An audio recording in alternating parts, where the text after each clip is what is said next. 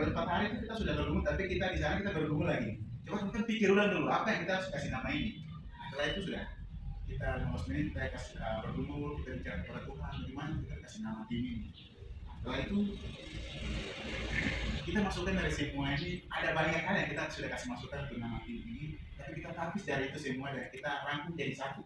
Dari masukan dari STT yang ada di Pertamina. Setelah itu izin teman-teman, saya akan baca nama yang kita sudah tentukan atau sudah tolong tadi yang kita sudah tulis. Kita baca sama-sama ya.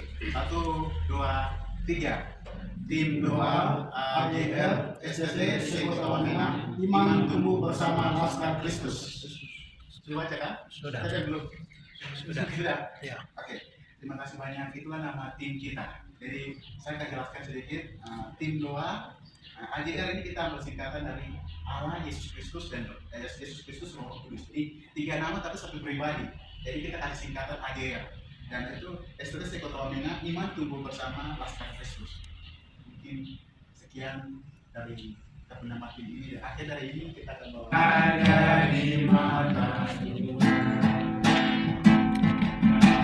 Ku berada di hadapan Tuhan. Dulu aku berjalan mencari aku. Ku berada di hadapan Tuhan. Ku berada di hadapan Tuhan. Ku berada di hati Tuhan. Dulu aku berjalan mencari aku. Ku berada di sekarang ku Adalah ciptaan baru yang lama sudah berlalu di dalam Yesus Kristus Tuhan.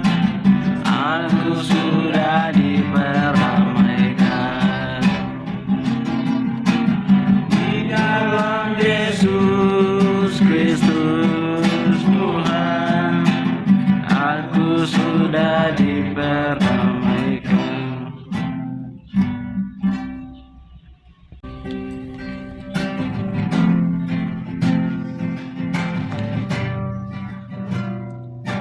Mau cita Yesus selamanya. Ku mau cita Yesus selamanya. Meskipun ada Selamanya. ku mau cita Yesus selamanya. Meskipun Ketika orang-orang Farisi mendengar bahwa Yesus telah membuat orang-orang Saduki dibungkam, berkumpullah mereka dan seorang dari mereka, seorang ahli Taurat, bertanya kepada dia, Guru, hukum manakah yang terutama dalam hukum Taurat? Jawab Yesus kepadanya, kasihilah Tuhan Allahmu dengan segenap hatimu dan dengan segenap jiwamu dan dengan segenap akalmu. Itulah hukum yang utama dan pertama. Dan hukum yang kedua yang sama dengan itu ialah kasihilah sesama manusia seperti diri sendiri.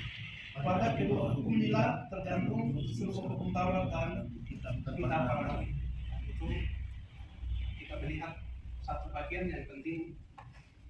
Pertanyaan itu sebenarnya pertanyaan yang mencobai Yesus dari orang-orang Farisi, karena ada kecerdasan dari Yesus yang tidak dimiliki oleh imam-imam waktu itu ketika dia membungkam orang Saduki.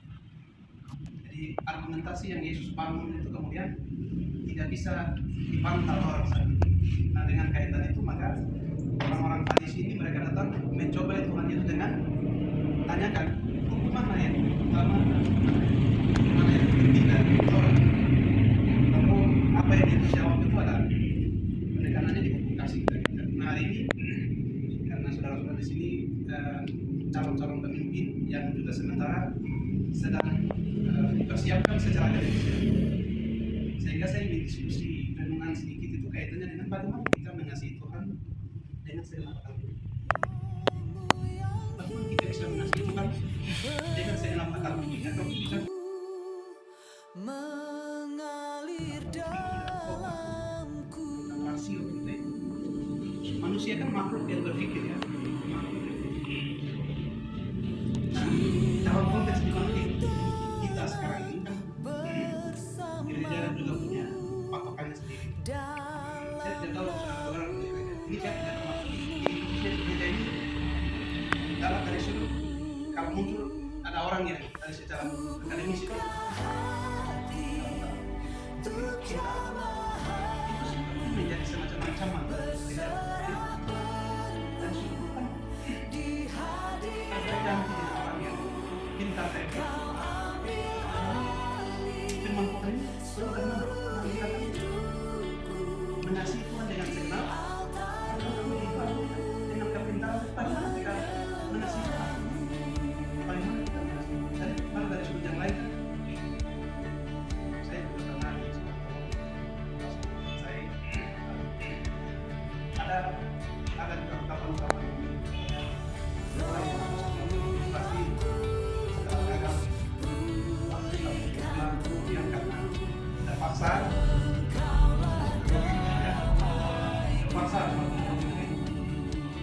tapi kita bukan ungkapan orang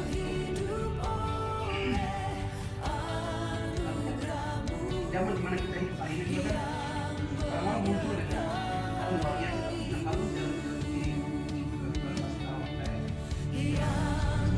saya sama-sama di dunia mulai saya tahu benar sosialisme yang benar dan apa-apa benar ini kita besok jam satu semua ini kalau kita siap secara pengetahuan kita bisa memberikan pencerahan menyatakan kebenaran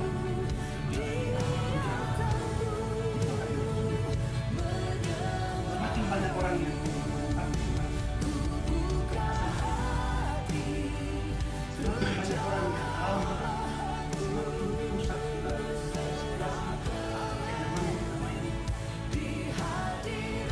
semakin banyak orang yang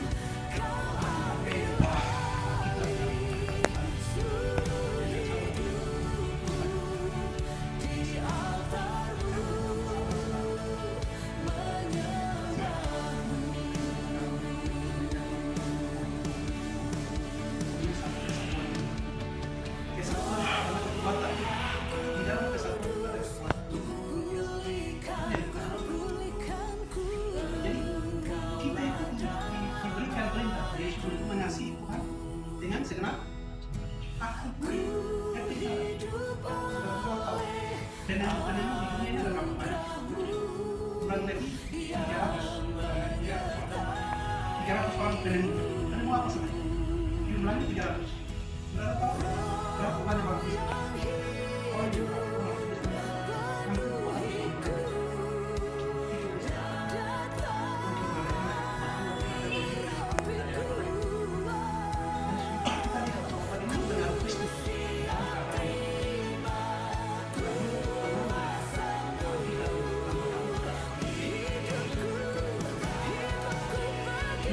Bukan menggunakan orang-orang pintar, bukan menggunakan orang-orang hebat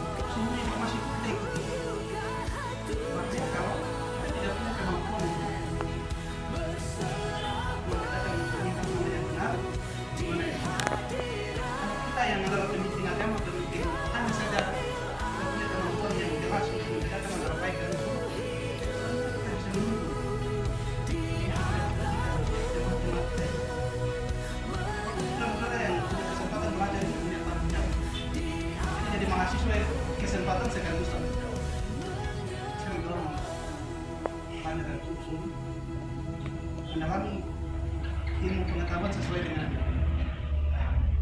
jurusan yang saudara-saudara ambil itu sungguh-sungguh. Jadi guru, menjadi guru yang betul. Jadi pendeta yang betul gitu ya. Kalau mungkin ke depan Tuhan izinkan saudara-saudara jadi DPR yang betul. Yang kita tidak menutup kemungkinan ya. Artinya begini, kadang-kadang itu namanya guru, tapi fungsinya tidak jalan. Ini bahaya. Namanya guru, Pak guru itu, tapi fungsi mengajarnya tidak jalan baru. Atau namanya pendeta, tapi kemudian fungsinya tidak maksimal jalankan. Itu tanggung jawabnya berat. Jadi mengasihi Tuhan dengan akal budi itu maksudnya dengan seluruh aktivitas yang dikerjakan oleh otak, bagaimana kita bisa tunduk di bawah otoritas Tuhan. Bukan malah dengan pengetahuan yang makin tinggi, makin hebat, kemudian memposisikan diri di atas Tuhan. Itu salah, itu bahaya. Itu bahaya. Banyak anak-anak muda kita sekarang kan setelah tahu sedikit di sosialisme, teori-teori kini, akhirnya kan banyak yang menciptakan kesimpulan-kesimpulan yang aneh-aneh. Nah, itu beberapa kali saya juga beri rekan pikiran, tapi ya sudah tidak mendengar, saya tinggal. Dalam kaitannya dengan itu, hamba-hamba Tuhan, calon pemimpin hari ini ya, takut Tuhan yang sedang dibentuk secara pengetahuan itu maksimalkan kesempatan supaya besok waktu saudara-saudara jadi pemimpin itu sudah punya bekal untuk pemimpin. Bila saatnya nanti putra berbaya lari, saya diberkati. Oh Tuhan, pakailah hidup selagi aku masih kuat.